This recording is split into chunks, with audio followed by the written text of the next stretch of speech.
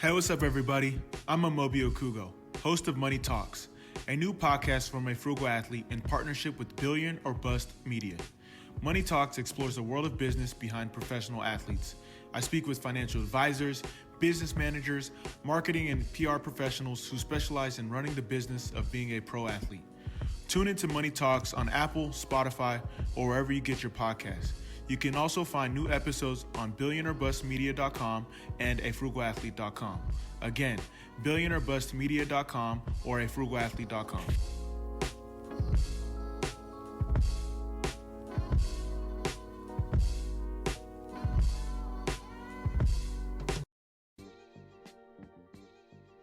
Welcome to the 2 Cent Show, folks. And my name is Jay Richardson. As always, I'm your host of the 2 Cent Show. You're going to get my 2 cents on what's going on in the sports world, and sometimes it intersects with a little bit of politics, and I love that, and it's just something that I think people need to understand. No realm is exempt from overlap, and today is no exception. So, first things first, as I usually get into a couple news and notes, just things that I noticed over the weekend. The Steelers benched Mason Rudolph. Had nothing to do with him starting the big brawl, had nothing to do with his fine, no suspension, should have got suspension. The team decided to suspend him for his awful, awful play. Makes perfect sense. Last time we saw him, he threw 4 picks and started a brawl. He got benched in favor of a guy I never heard of, Delvin Hodges, who came right in, had an immediate impact on the game, got some points on the board, still struggled, but he looked better than Mason Rudolph, which begs the question, what were the Steelers even thinking drafting him as high as they did? We all knew, when he was at Oklahoma State, he was not going to be the answer. He's just not a good – I just never thought he was a great quarterback, never thought he was a great player, and turns out he's not a great person. We all know Myles Garrett accused him last week of calling him a racial slur, which was what triggered everything, according to Myles Garrett. Everyone's been weighing in on that. My 2 cents on that. Listen, as a black guy, it's obvious that word is always going to be something that's going to make us react, generally speaking, and it's something that I've seen guys go off the deep end really quickly. And usually when a guy does something that out of character, for those of you who don't know Myles Garrett, he is the most mild-mannered guy you could ever meet. The dude listens to jazz, meditates, and does yoga. Like, to hear him go off, or to see him, I should say, go off, yank off a guy's helmet and try to attack him, it told me something was off, and I saw the replay. I saw what Mason did to him, pulling at his helmet first, then trying to kick him in the groin, and I immediately thought, yeah, that'd piss me off too. Now it turns out that Myles Garrett's accusing him of using a racial slur. Obviously, Mason Rudolph's camp refutes it, vehemently denies it. His lawyer basically came out and made a statement. It's like, how could you accuse somebody that's so irresponsible? And of course, that never happened, and yada yada.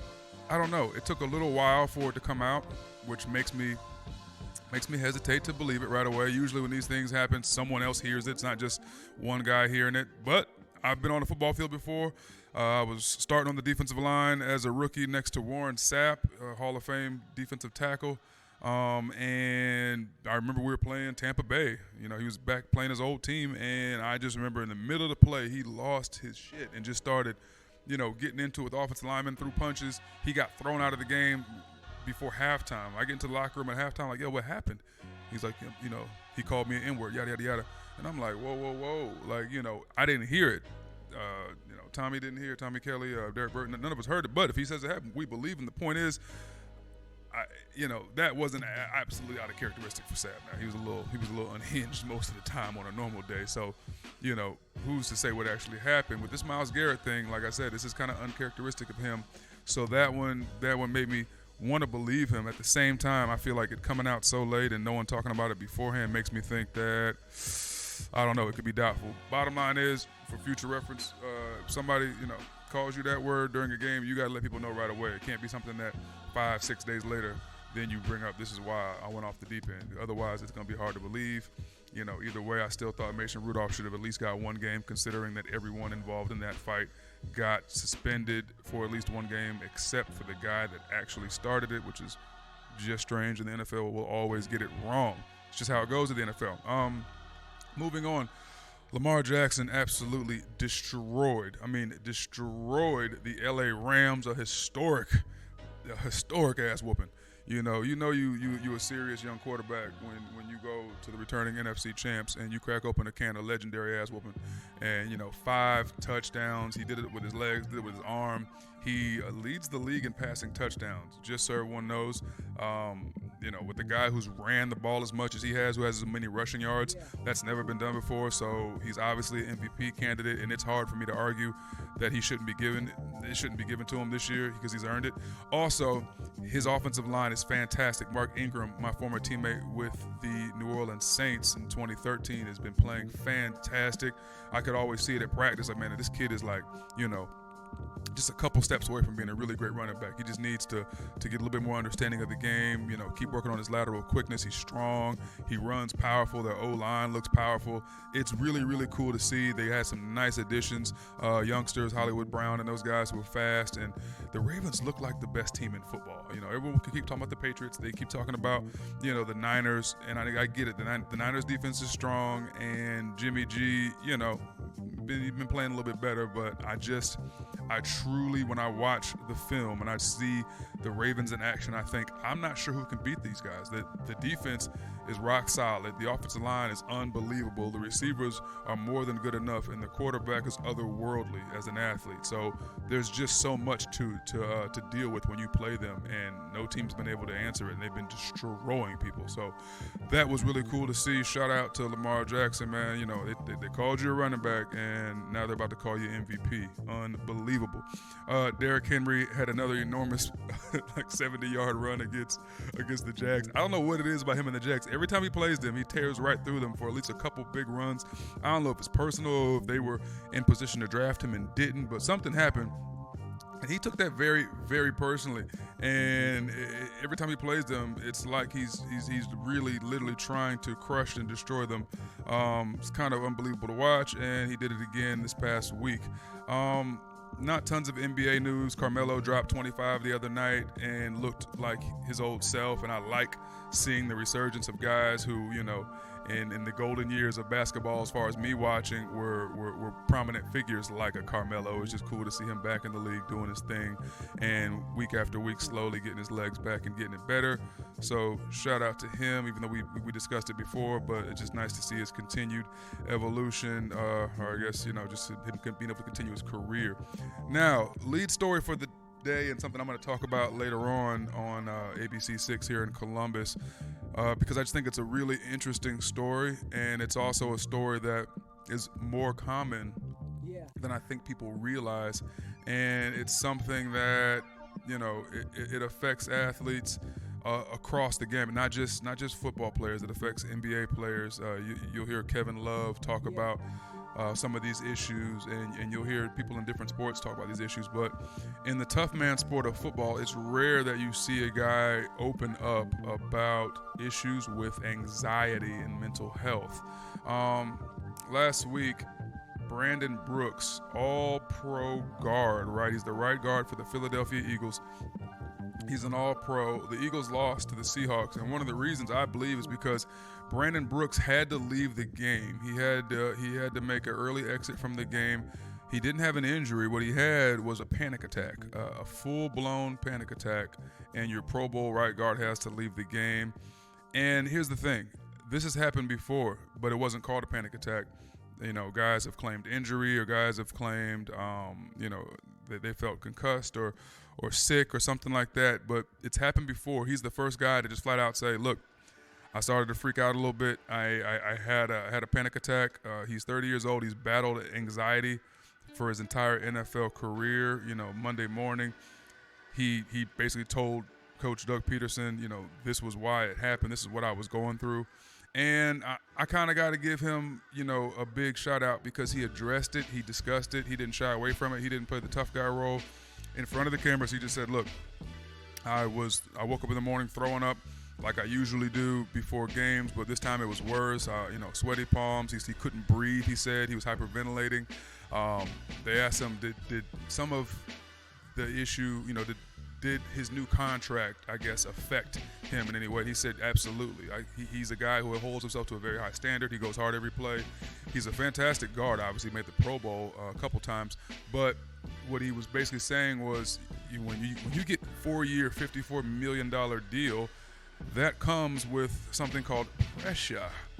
Not just pressure to perform, and that's what he's discussing, but I don't think a lot of casual fans of the sport understand, who these guys are. Now, he's a little bit more mature. Brandon Brooks is a 30-year-old guy. He's not 22 or 24 like some of these youngsters who get these big contracts. But you see this a lot. You see young guys come into an extremely high-profile sport, high-profile situation and setting, and with the rise of social media, it's never been more of a microscope that they're under. Everyone's watching everything they do on and off the football field, and that's just the nature of the profession. But what they don't tell you is all the pressure you're going to be under off the field, right? You're dealing with, your relationships, and no matter how much money you're getting paid, it's always going to strain your relationships, this job. I tell young guys all the time, especially when I was playing, the NFL is just not conducive to maintaining close relationships with those you love, especially love relationships,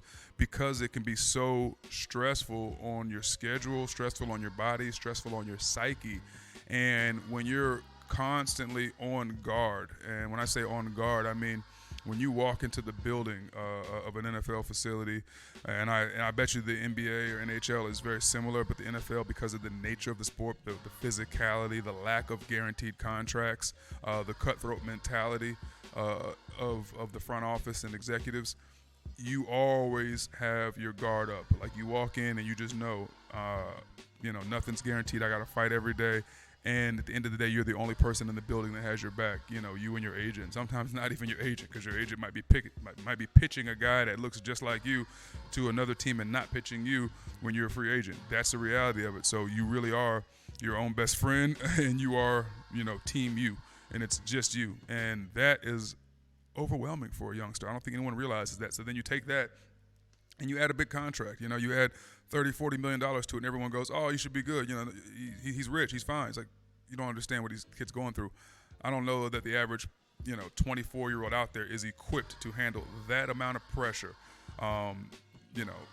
Obviously the pressure of just having to perform on that stage in live HD cameras and spandex and go out there, and your manhood's on the line every time you strap it up, because either you're going to kick the hell out of somebody or they're going to kick the hell out of you, in a sport where you can be hurt, paralyzed, a sport that can alter how you live your life physically in an instant, right?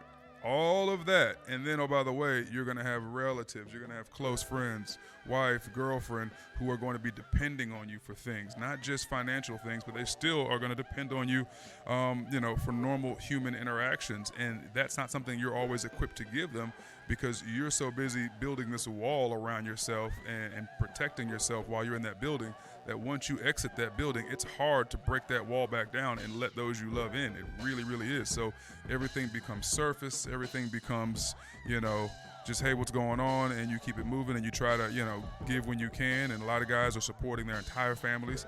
I'm talking about, buying, relatives, vehicles, paying light bills, paying mortgages sometimes, and then trying to go ahead and support themselves and still get the things that they want, and try to have some left over to save and to invest in their future. All of this at the ripe old age of 24, 25 years old. I have no,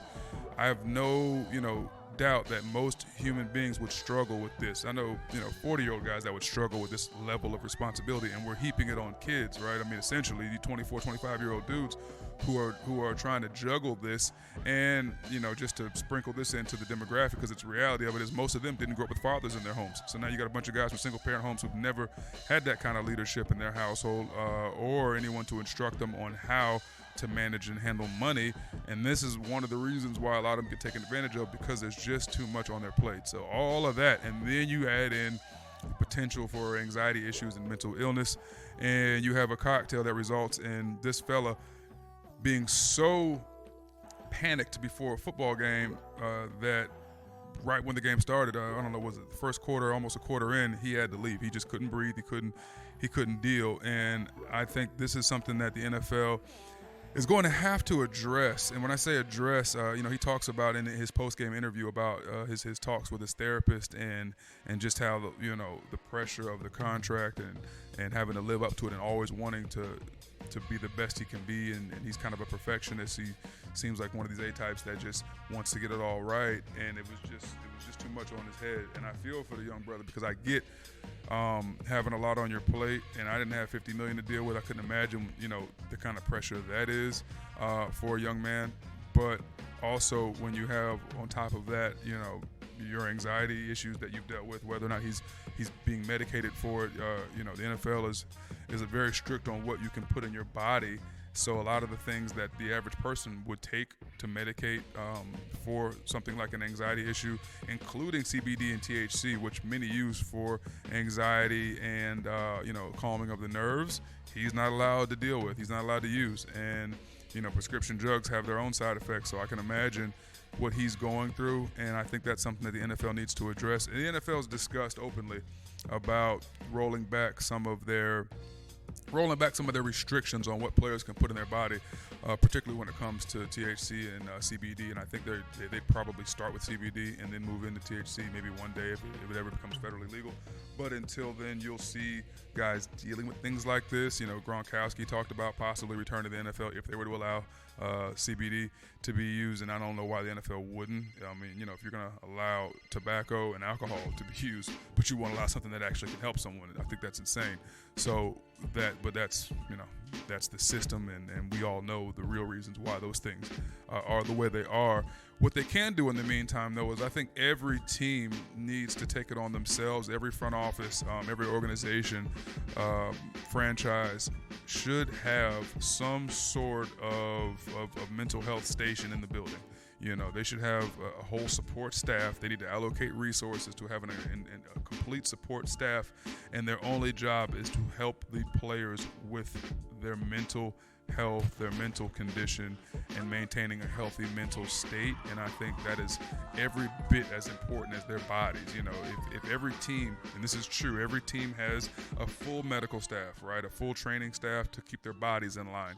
Every team has a team chaplain, right? Every team has someone to lead the prayer and to keep your spiritual side in line. What about the mental side? Why wouldn't every single team have a separate and complete full mental wellness staff that is right there for guys if they need therapy, they need obviously someone to talk to, or if they need to discuss any kind of medication that they may or may not need.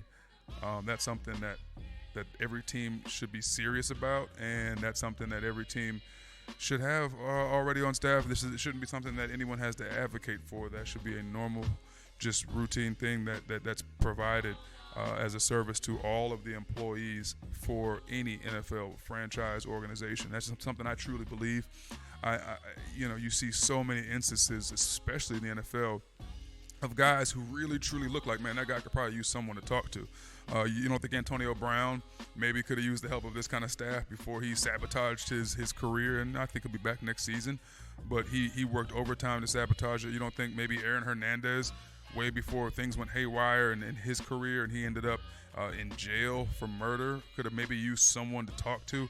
There's so many instances where this would be a fantastic resource. And the NFL does have some resources for retired guys, but I mean for current players in every single facility, there should be a mental health office, desk, somewhere they can go report to, say, hey, not feeling great today. Because the one thing you never get asked inside the building as an NFL player, or at least I never got asked when I was playing, is, hey, how you feeling today, Jay? How you feeling today? It's always, are you ready to roll? You ready to work? Let's get to work.